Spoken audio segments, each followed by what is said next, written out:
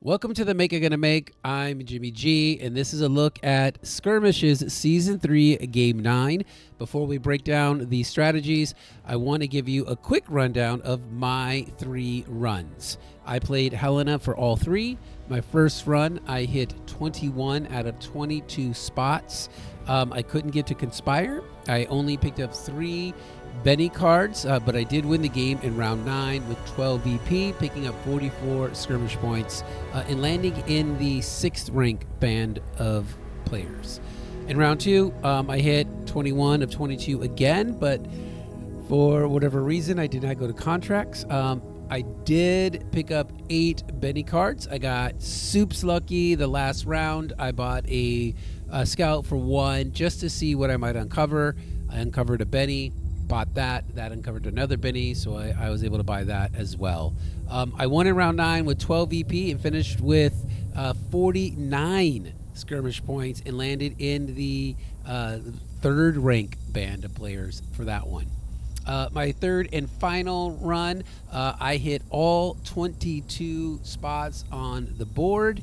I only picked up 4 Benny cards. I won the game with 11 VP. But I finished with 46 skirmish points. So my second best, still in that 3rd ranked band of players. That's where I was the last I looked. But there was more of us in that 3rd band. So who knows where it is now. So let's take a look at the skirmish modifiers for Season 3, Round 9. First up is our rules modifier, unexpected terrain. The order of the conflict deck is randomized. Then we have our 2 leaderboard modifiers, Astrology, +1 for every Benny card that you pick up. And this is a repeat from Game 4 of this season. And then we have Exploration, +1 for each unique board space you sent an agent to. I love this one. Direwolf definitely loves this one because it is the 3rd time we've seen it in Season 3. We just saw it in Game 8. And we also saw it in Game 5. Let's take a look at each rule on its own, starting with unexpected terrain. The order of the conflict deck can be randomized. So just to understand how crazy this is, let's break down the conflict deck. There are 18 total conflict cards. The first 4 are level 1. There are 4 of them in total.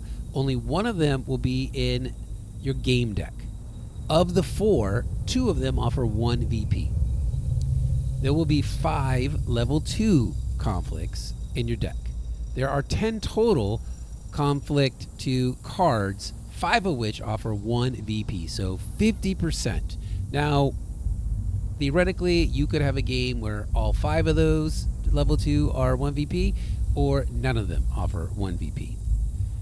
The big change, the thing that really shakes this up, is the level 3. There are only 4 of them. All 4 will be in your game deck every time. You know it. You can count on it. You will see Battle for Carthage, Battle for Arakeen, and Battle for Empyrean Basin, and you will also see Grand Vision.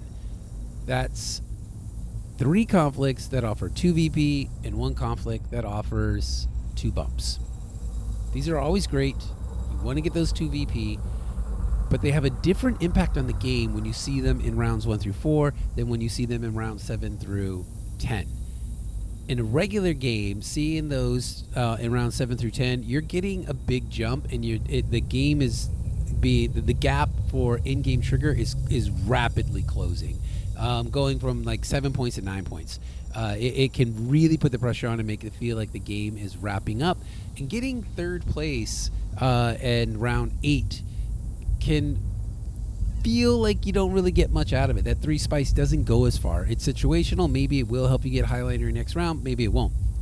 Getting 3 spice in rounds 1 through 4 is a big deal because now you can hit selective breeding. You're 3 away from highliner. You're almost to Conspire right by itself. Or more likely, you have a big conversion rate at Sel Melange, 3 spice for 8 Solari. So it really fuels your economy. And I'm stressing this because you want to win it. You want to go for it and try to take that win. But if you can't win it, if For your opening hand situation, you just don't get access to Hardy Warriors, and so you can't dump in a bunch of troops. Hit any one of those purple or the desert spaces that you can that allow you to at least limp in, because getting any one of those rewards for the level 3 in the first 3 round will help you for the rest of the game, especially since you need at least 12 spice if you plan on hitting every board space, because you need 2 for selective breeding, 6 for highliner, 4 for conspire, and at least 2 if not more at sail melange. So having that spice ready to go will be a big deal. Don't poo-poo getting 3rd place early on in the conflicts in this skirmish. So now let's take a look at Astrology. This one is very much luck of the draw, just like Voyager was a couple of games ago. If the cards are available when it's your turn to buy, good for you. If they're not, you didn't do anything wrong. It's just how the cards came up. But one leader to look at is Helena. She can set cards aside, and that is something you can use even if it's a very cheap Benny card. You get that ring out there. Maybe you just want to guarantee yourself that Benny card that nobody else can have, so you know you're getting a point. And you know you can put Missionaria Protectiva aside, and now it costs 0. And you still get that even if you go and buy other cards. So you can maybe maximize your buying value. You can hate block with it and just take a card out that you can't get and make sure nobody else gets it. And you can use it to sort of mine for cards, to dig for them, that is. Meaning you can set aside a card just to see if another Benny card comes up. Playing off of that, one strategy for Astrology is garbage purchasing cards, meaning getting cards that you don't want just so you can see if you uncover cards that you do. Don't do this early in the rounds, but certainly in the last round, it's something you should absolutely spend your money on. Maybe even not buying a Spice Must Flow if you have the game wrapped up, and just using that money to really dig into the deck and seeing if you can capture as many bennies as you can.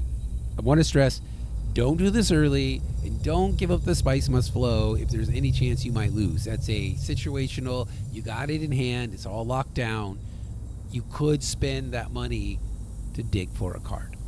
So now let's explore exploration. Like I said earlier, Direwolf loves this one. They've given it to us 3 times this season, back in Game 5, just recently in Game 8.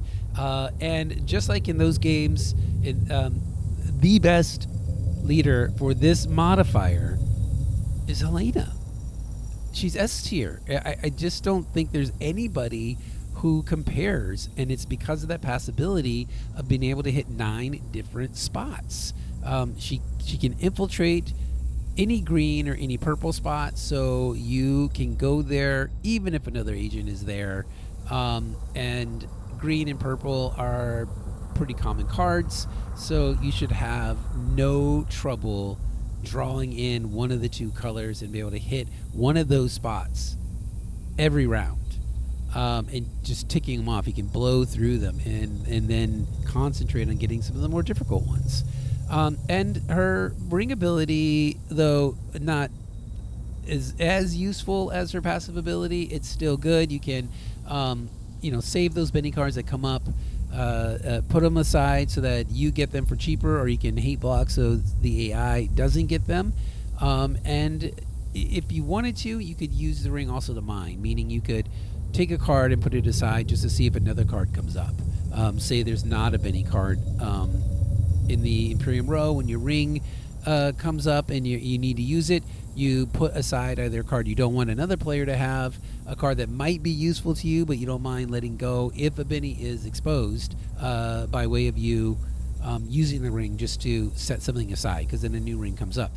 One thing that came up for me in one of my runs is there wasn't anything I wanted to buy, but Missionaria Protectiva came up, and I put it aside, and it went to 0, so I was able to not spend anything to get it, and I was able to buy another card with that full amount of persuasion that I had.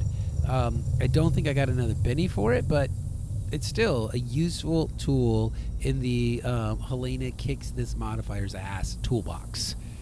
Other leaders you might consider for the exploration is Beast. Pretty common path for Beast, even in the regular game, is because he starts off with 1 water, 1 Solari, and 1 spice, so 2 resources that nobody else gets to start with. He can go to Haga and immediately have 3 spice, then go to Sail Melange, convert that into 8 Solari, and then around round 2, he has open play for the green spaces. He can go to Swordmaster. He can go Mentat, High Council, depending on what's in the Imperium row, or just to maximize exploration by hitting 2 other spots and getting an agent back. So that's a pretty big deal. Memnon also can do something similar in that his ring allows him to get another spice. So if he goes to Haga, he'll have 3 as well. His is more situational because you have to have your ring come up in your opening hand. The Beast doesn't. He just needs to have 2 yellow cards. So that's his, and he has a larger percentage of getting it because it's his ring and or a Dune to Desert Planet that comes up. So 3 possible cards that can help him achieve getting 8 Solari round 1. And I didn't forget about Ilban. Ilban is great. Ilban is always great. And he's great in this one too. I would put Beast and Memnon above Ilban for this particular skirmish, and I definitely would never take him over Helena. Being able to draw cards is always great, but not as great as infiltrating 9 spots when going to spots. It gives you skirmish points. So that is the top strategies, I think, for Season 3, Game 9. I hope that was helpful for you. Please hit me up in the comments and let me know, like and subscribe. But more importantly, I would love for you to join the conversation. I want to know what your thoughts are on the best leaders for the modifiers that we have seen, that we will see in the future. Meaning, I'd love for you to continue in on the conversation and just join in and tell me, well, this is what I think this time. And what your strategies and best practices are. Do you keep a tracker sheet? If you do, share it. Let us see. We can all learn from each other by joining in a conversation and talking about these things. I'd love to give you a shout out when you get high up there on that leaderboard, call you out, give you a shout out when you give me some advice that I can share here on the channel. If you don't want to do it here on YouTube, I do post my videos on BGG, and I also have a thread going in the Dune Imperium general forum. It's called Skirmish Strategies with a question mark.